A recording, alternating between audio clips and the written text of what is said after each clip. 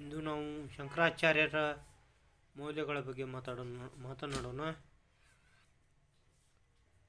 ಶಂಕರಾಚಾರ್ಯರು ಒಂದು ಸಲ ಅಂದಿನ ಕಾಶಿ ಅಂದರೆ ಇಂದಿನ ವಾರಣಾಸಿಯ ಬೀದಿಯೊಂದರಲ್ಲಿ ಹಾಯ್ದು ಬರುವಾಗ ಚಂಡಾಲನೊಬ್ಬನು ಕಾಣುತ್ತಾನೆ. ಶಂಕರಾಚಾರ್ಯರಿಗೆ ಚಂಡಾಲನೊಬ್ಬನು ಕಾಣಿಸುತ್ತಾನೆ. ಶಂಕರಾಚಾರ್ಯರು ಅವನನ್ನು ಚಂಡಾಲನಂತೆ ನೋಡದೆ ಶಿವಸ್ವರೂಪಿಯಾಗಿ ಅವನ 4 ಬೇಟೆ ನಾಯಿಗಳನ್ನು 4 ವೇದಗಳಾಗಿಯೂ ಮತ್ತು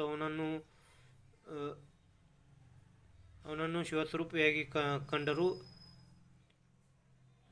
ಅವನು ಮುಂದೆ ಬಂದು ನಿಂತಾಗ ದಾರಿ ಬಿಡು ಅಂತ ಶಂಕರಾಚಾರ್ಯರು ಅಂದಾಗ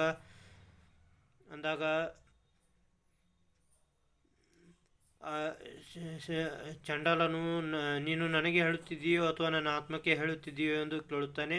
ಆಗ ಶಂಕರಾಚಾರ್ಯರು,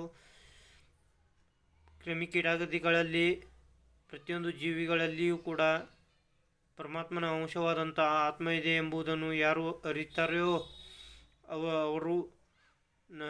ಅವರು ಬ್ರಾಹ್ಮಣನೇ ಆಗಲಿ ಅಥವಾ ಚಂಡಾಲನೇ ಆಗಲಿ ಅವರು ನನಗೆ ಗುರು ಎಂದು ಹೇಳುತ್ತಾರೆ. ಮತ್ತು ಶಂಕರಾಚಾರ್ಯರು ಎಲ್ಲರೂ ಸುಖವಾಗಿರಬೇಕೆಂದು ಬಯಸಿದ್ದರು.